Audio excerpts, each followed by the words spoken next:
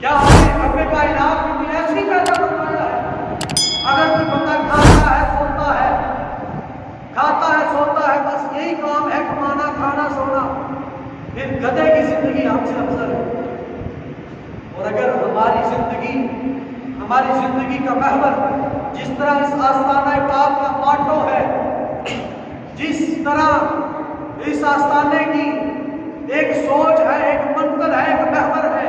جو آیے مبارکہ یہ پیچھے لکھی ہوئی ہے، قل ان صلاتی و نسکی و محیایا و مماتی للہ رب العالمین، اے میرے محبوب فرما دیجئے میرا جینا بھی اللہ کے لیے ہے، میرا مرنا بھی اللہ کے لیے ہے۔ سبحان اللہ۔ اور پانچویں چیز جو ٹرانسجینڈر کی وجہ سے پھیلتی ہے، وہ مرد عورت ایک دوسرے کی مشابہت اختیار کرتی ہے، مرد اور عورت ایک دوسرے کے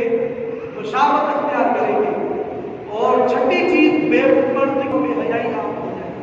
راستی وغیرہ بالکل ہوا جائے، اگر اس بات میں بھی ڈال دے، لیکن ایک بات کو اشارہ کرو، حضرت ابراہیم علیہ السلام جب آپ کو وہ آگ ڈالنا تھا، یہ جلائی گی، اتنی تیز اس کی تپش تھی، اوپر سے کوئی پرندہ نہیں گزرتا وہ بھی جل کے نیچے آ گیا، اتنی تپش تھی۔ اور حضرت ابراہیم علیہ السلام کو گرانے کے لیے انہوں نے ایک منجیل بنائی تھی،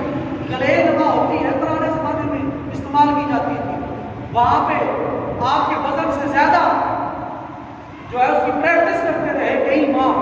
آگ کو جلایا اور اس پریکٹس کرتے رہے ہمیں کس طرح حضرت ابراہیم علیہ السلام کو آگ میں ڈالنا ہے۔ اور جب حضرت ابراہیم علیہ السلام آئے اور جب آگ کو پھینکنے لگے تو ان سے جو رسا تھا نا، جو منجیل تھی، اس کو کھینچنا مشکل ہو گیا۔ شیطان انسانی شکل میں